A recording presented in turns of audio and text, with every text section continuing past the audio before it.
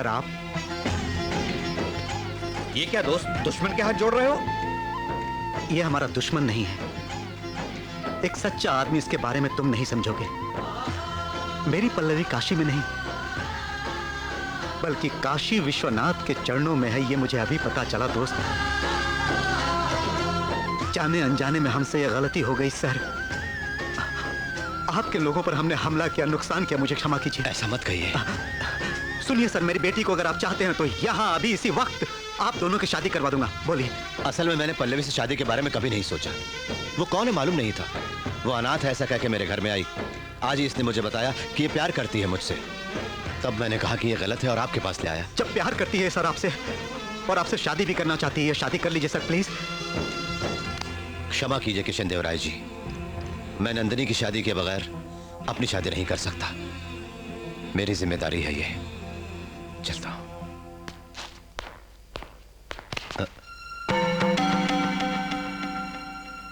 गणेश, क्या हुआ?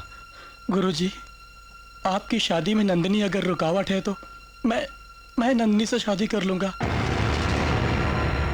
क्षमा कर दीजिए गुरुजी, मैंने आपका नमक खाते हुए आपको बिना बताए आपकी भांजी से प्यार किया है। मैं आपको बताने की हिम्मत, वो भी मुझसे प्यार करती है।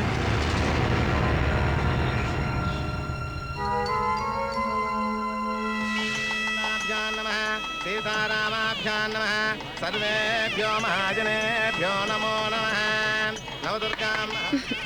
इस शादी के बाद मेरी और शंकर नारायण की शादी है, आपको जरूर आना होगा।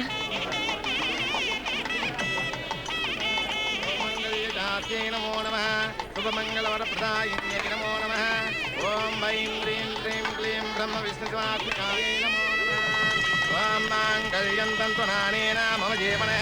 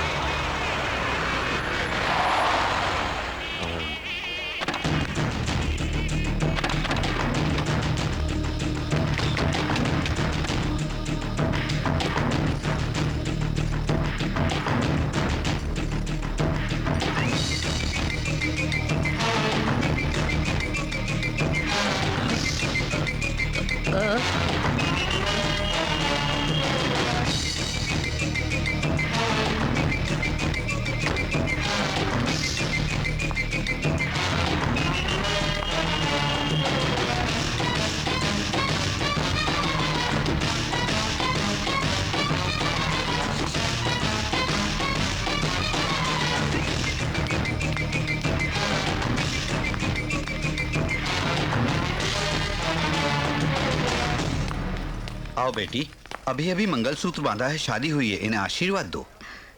इन दोनों को यहाँ आशीर्वाद देने नहीं आई हूँ मैं पंडित जी। ए वीर मनोहरनाथ, क्या अब भी नहीं उठोगे? उठो मंडप से। अरे गणेश,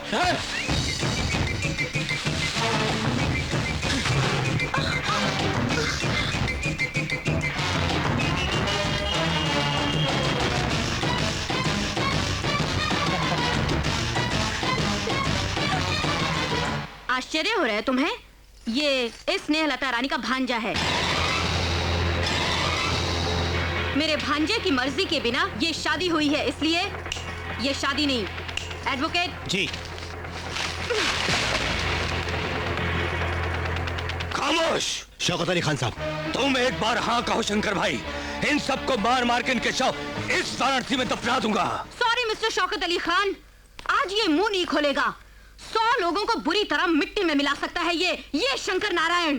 सॉरी, ये मिस्टर इंद्रसेन। आज मेरे सामने चुप क्यों है मालूम है? खुद पूछिएगा मेरे यहां से जाने के बाद।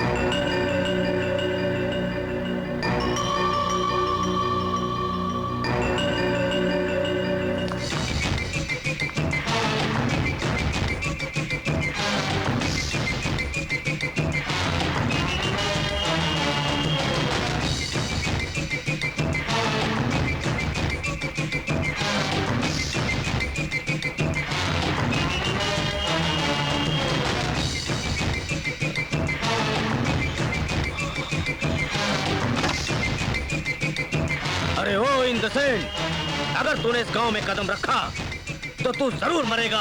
हम तुझे छोड़ेंगे नहीं।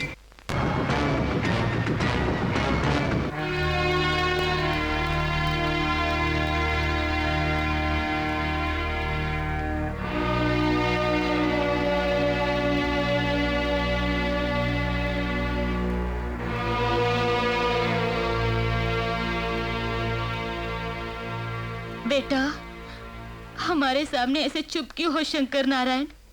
तुम्हारी आंखों के सामने घोर अन्याय हो गया और तुम ऐसे क्यों देखते रह गए?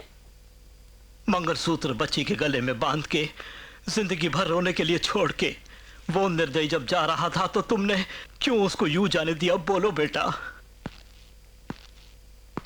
क्या बात है शंकर भाई, ये माजरा क्या है?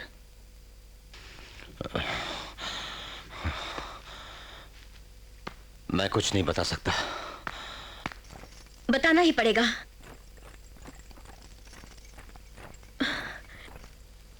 जब किसी पर अन्याय होते नहीं सह सकते तुम, तो अपनी जान से प्यारी नंदिनी पर अन्याय होते क्यों देखते रहे? चुप क्यों? जवाब दो। सच्चाई हमें बतानी होगी। मैं बताता हूं।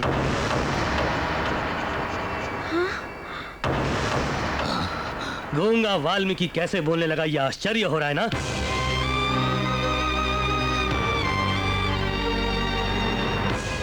जिसके वास्ते में आज तक गूंगा हो गया था उसकी हकीकत मैं बताऊंगा तुमको। आज सब कुछ बोलूंगा। मुझे आज मत रोको, मत रोको मुझे। जिसका नाम सुनते ही गांव के लोग खुशी से नाचने लगते हैं, जिसका नाम सुनते ही आसमान भी गरजने लगता है, और जिसके नाम से बंजर भूमि भी हरी भरी हो जाती है, जिसका नाम सुन के गुंडे मवाली थर-थर कांपने लगते हैं, वो इंद्रसेन अपना गांव छोड़कर इस वाराणसी में क्यों आया मैं बताऊंगा। शांताकारं भुजगशयनं पद्मनाभं सुरेशं विश्वाधारं गगनसदृशं मेघवर्णं शुभांगं लक्ष्मीकान्तं कमलनयनं योगिहृद्ध्यानगम्यं वन्दे विष्णुं भवभयहरं सर्वलोकैकनाथं मेघश्यामं। अरे ये क्या खाना अभी तक बना रहे हो? यहाँ भूख से जान निकली जा रही है। ये क्या जीजू, आप तो छोटे बच्चे की तरह। दीदी, जीजू तो बिल्कुल भूख बर्दाश्त नहीं कर पा रहे हैं। क्या अवधि,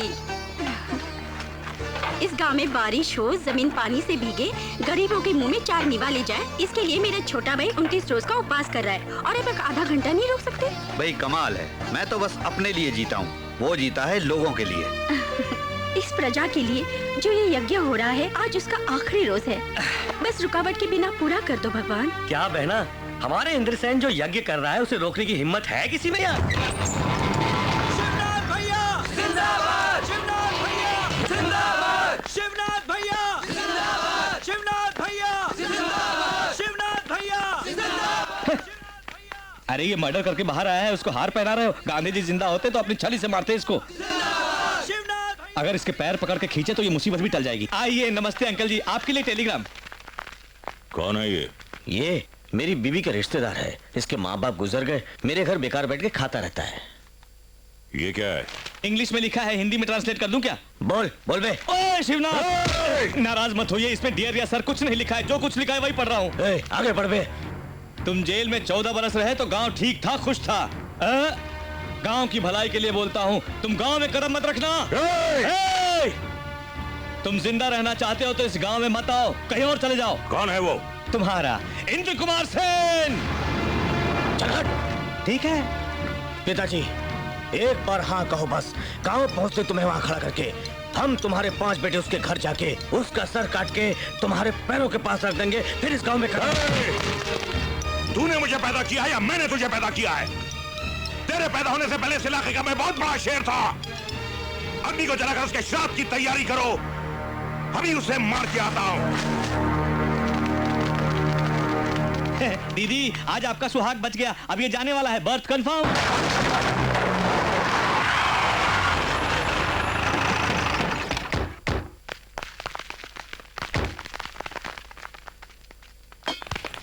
रुको भाई, रुको। तुम ही से कह रहा हूं, जाओ यहाँ से। पीछे हटो, पीछे हटो। सुना नहीं तुमने? दीक्षित जी सुनिए, आप पूजा ना रोकिए। ओ शिवनाथ, बदला और दुश्मनी का समय नहीं है ये। यहाँ महायज्ञ हो रहा है। किसके लिए कर रहा है तू? अपने बहनों के लिए? तेरे या मेरे लिए नहीं, इस गांव की जनता के लिए। ओ, अरे शिवनाथ, इसे भंग करने की कोशिश मत करो, मैं कहता हूँ चले जाओ यहाँ से। भूंगे, मुझसे जबान चलाता है तो? इंदर सेन, तुझमें दम है, ताकत है, तो अपनी मूंछ के बल पर मुकाबला कर।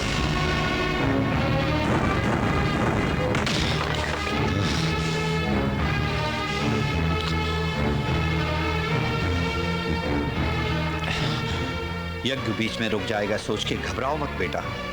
उस दिन राक्षसों का संहार करके जैसे यज्ञ पूरा किया था श्री रामचंद्र जी ने, वैसे ही आज तुम अपना कर्तव्य निभाओ। जाओ, यज्ञ हम पूरा करेंगे। विजयी भव।